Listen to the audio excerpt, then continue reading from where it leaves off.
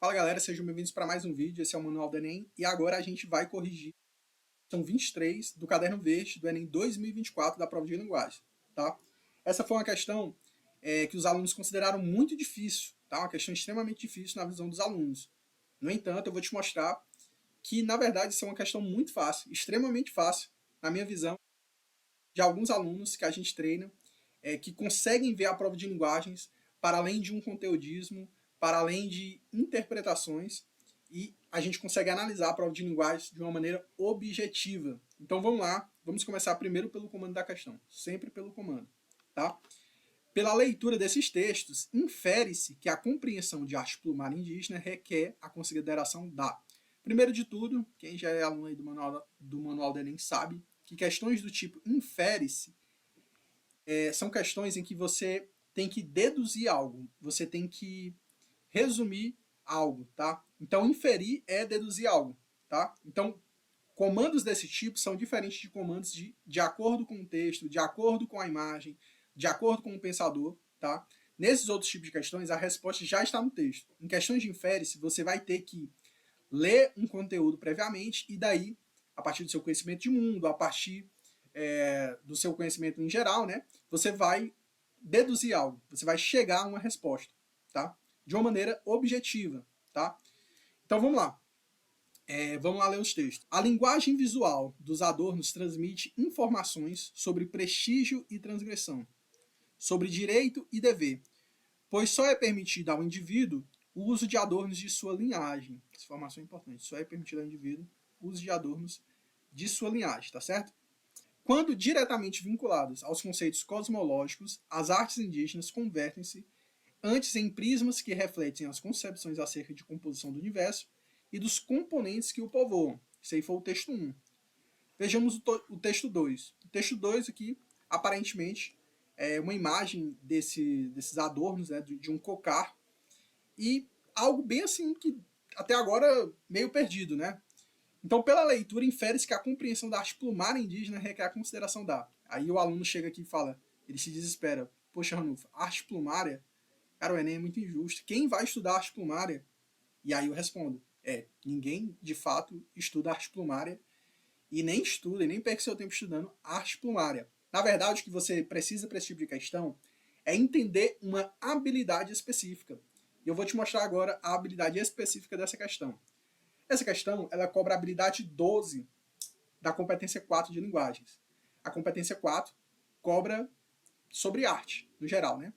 Então, a competência 4 tem 3 habilidades. Então, de maneira geral, só cai em 3 tipos de questões de arte no Enem.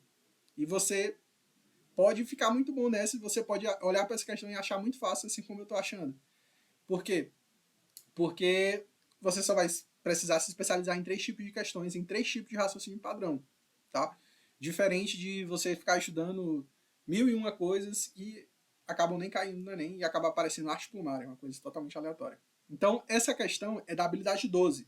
Reconhecer diferentes funções da arte, do trabalho de produção em seus meios culturais. Então, nesse tipo de questão, a gente sempre tem que olhar qual é a função que determinada arte, e aí, aqui no caso da questão, a gente está falando de arte plumária, qual que é a função da arte plumária? E nos seus meios culturais, né? Nos seus meios em que ela é produzida, nos seus meios em que é usado. Então, o meio indígena, tá? Então, por que a arte plumária é importante? Bem, e aí, nesse tipo de questão, a gente sempre tem que responder essa pergunta. Qual a função dessa arte? E aí a arte, ela tem diversas funções, pessoal. Ela tem função de entretenimento, função de contemplação, função religiosa. Então, as artes sacras, por exemplo, das igrejas, os vitrais. Você entra na Capela de Sistina, tem aquelas obras artísticas. Então, tem também função de contemplação. No caso aqui da arte indígena, qual que está sendo a função? E aí, cara, quando você pensa dessa forma, você está buscando uma função da arte plumária, não precisaria você ter estudado arte plumária, porque o texto fala a função. Ela transmite informações de prestígio e transgressão, direito e dever. Então, é como se... Aí outra coisa, só é permitido ao indivíduo o uso de adornos de sua linhagem. Então, é como se, dentro daquela microestrutura ali de cultura, dentro das tribos, os indígenas se reconhecessem entre si através do tipo de adorno que ele está utilizando. Tá? Então o Adorno ele vai transmitir essa informação sobre qual é o nível hierárquico ali de determinado índio dentro daquela comunidade. O que ele faz? Qual é o direito, o dever dele? Qual a obrigação dele? Qual o papel dele? E aí, cara, a questão fica muito fácil, tá? E aí é que eu digo, quando o aluno ele conhece essas habilidades, fica muito fácil essa questão. E aí na segunda parte do texto, ele também fala que os adornos eles estão relacionados a conceitos cosmológicos, a uma visão cosmológica indígena, concepções acerca de composição do universo, composições que o povoa. Então, Plumária contém essas duas informações. Então, bora lá olhar para as alternativas. Então, pela leitura dos textos, infere-se que a compreensão da arte plumária indígena requer a consideração da indistinção hierárquica entre os membros de um mesmo grupo social. É uma indistinção? Não. A arte plumária fala no texto justamente o contrário. Ela serve para distinguir, tá? Para você notar qual é a linhagem, qual é a hierarquia de determinado indígena. B. Prevalência de elementos do mundo natural sobre as relações humanas. Não existe um predomínio. Existe elementos de visão cosmológica e existe também uma estratificação do nível hierárquico. Então, não, o texto não fala que uma coisa se sobrepõe à outra. Reconfiguração constante das representações coletivas acerca do universo. Também não. O texto fala que são representações da visão cosmológica, mas não é que essas representações ficam o tempo todo mudando. Não é como se o índio, por um lado, tivesse uma religião num dia e no outro ele tivesse outra religião. Não é isso.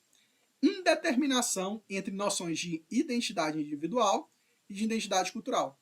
Não, também não. Imagina só que loucura seria, né? Não é o que o texto fala. O texto fala que existe uma determinação de linhagens, de hierarquias, mas não é uma indeterminação de noções de identidade individual. E por último, indissociabilidade entre objetos ritualísticos e os papéis dos indivíduos na comunidade. Ora, se eu estou delimitando a linhagem, os direitos e os deveres, né, eu estou falando o papel do indivíduo. Então, essas duas ideias, tanto a visão ritualística de composição do universo, dos componentes que povoam, de visão cosmológica, ela está indissociada da função da arte plumária de delimitar direitos e deveres, prestígio e transgressão e hierarquias. Tá? Então, olha como fica uma questão muito fácil. Poxa, se eu sei que é de habilidade 12, eu estou procurando a função e a letra E fala a função, então gabarito letra E. Gostou desse vídeo? Então deixa o like e se inscreve no canal. Tamo junto.